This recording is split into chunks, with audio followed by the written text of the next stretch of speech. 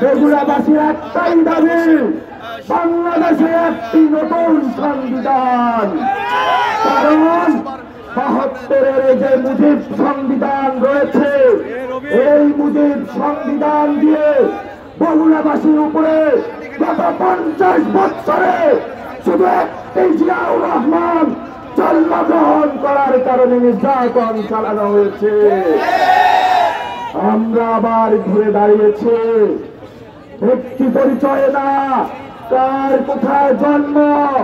আমরা ৬৪ জেলায় বেরিয়েছি বাংলাদেশকে একই সুতায় গাঁথার জন্য।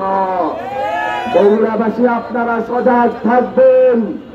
পার্শ্ববর্তী দেশ থেকে মিডিয়ার মাধ্যমে, ওই দেশের এস্টাবলিশমেন্টের মাধ্যমে মাঝে মাঝে উকি দেয়, ওই উকি আমাদের বন্ধ করতে হবে, তাকে বিচারের আওতায় নিয়ে আসতে হবে। বগুড়াবাসী সবচেয়ে আপনাদের সন্তানদের উপরে এই সময়ে নির্যাতন চালিয়েছিল খুনি শেখ হাসিনা। আপনারা খুনি হাসিনার বিচার চান? আপনারা আওয়ামী লীগের বিচার চান? আপনারা কি নতুন সংবিধান চান? আপনারা কি এনসিপির হাতকে শক্তিশালী করতে চান? আপনারা কি হাসনাত আব্দুল্লাহর হাতকে শক্তিশালী করতে চান? আপনারা কি আখতার হোসেনের হাতকে শক্তিশালী করতে চান? আপনারা কি সার্জি সালামের হাতকে শক্তিশালী করতে চান? আপনারা কি নাহিদ ইসলামের হাতকে শক্তিশালী করতে চান? আপনাদের সামনেই তারা এসেছে।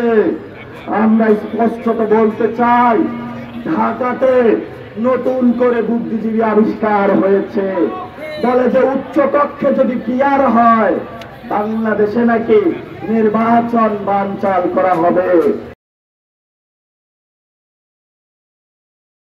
ওয়ালটন এখন দেশের সীমানা পেরিয়ে পৌঁছে গিয়েছে ৫০টিরও বেশি দেশে। ওয়ালটন, ঘরে ঘরে বিশ্বজুড়ে।